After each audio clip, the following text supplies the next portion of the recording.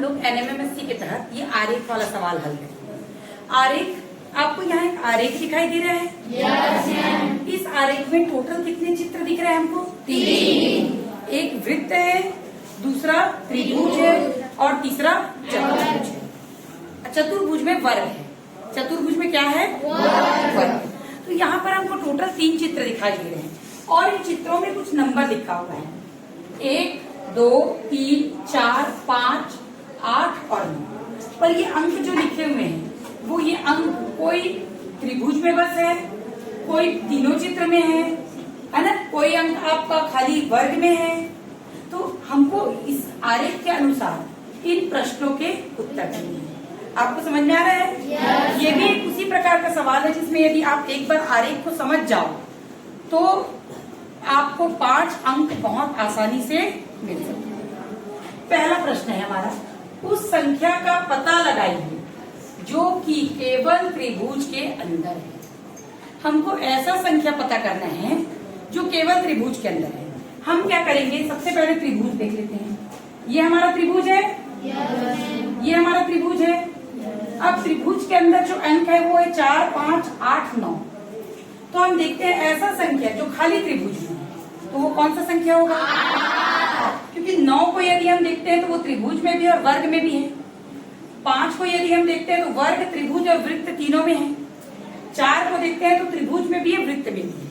तो हमारा वह संख्या क्या है? 8।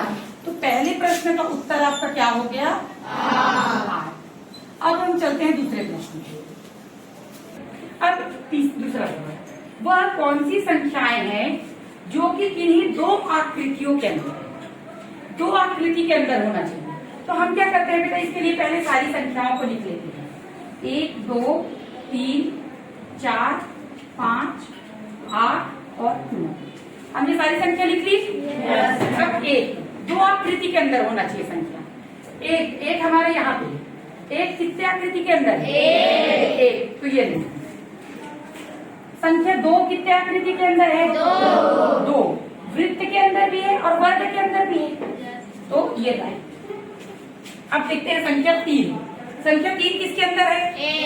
एक ही के अंदर है, खाली वृत्त के अंदर है, तो ये भी हमारा हो गया रॉन्ग। 4, 2 किसके किसके अंदर है बताइए? त्रिभुज और वृत्त। तो 4। 5 तीनों के अंदर है, तो 5 भी हमारा रॉन्ग हो गया। और 8 एक के अंदर है, तो 8 भी रॉन्ग हो गया। 9 2 किसके किसके अंदर है? 9 त्रिभुज और वर्ग। तो 9 हमारा राइट हो गया। तो हमारा 2 का उत्तर क्या हो गया? 2, 4, 9। 2, 4, 9। क्लियर है? सबको समझ में आ रहा है? अब आगे चलते हैं। तीसरा प्रश्न, उस संख्या को ज्ञात कीजिए जो सभी सर्वनिष्ठ है। वृत्त में भी आ रहा है, त्रिभुज में भी आ रहा है और वर्ग में भी आ रहा है। ऐसा संख्या कौन सा बताओ? क्लियर है? पांचवा संख्या तीनों में है। तीसरे का उत्तर आपका क्या हो गया? 5। चौथा प्रश्न, एक संख्या किसको प्रदर्शित करती है? संख्या 1 किसको, किसमें है संख्या 1? वर्ग में। तो संख्या 1 किसको प्रदर्शित कर रही है? क्लियर है? तो यहाँ पर संख्या 1 प्रदर्शित कर रही है वर्ग।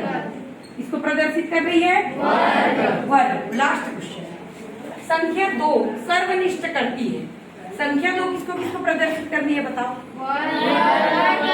वर्ग और वृत्त। क्योंकि संख्या 2 वर्ग के अंदर भी है और वृत्त के अंदर। त्रिभुज के अंदर है क्या?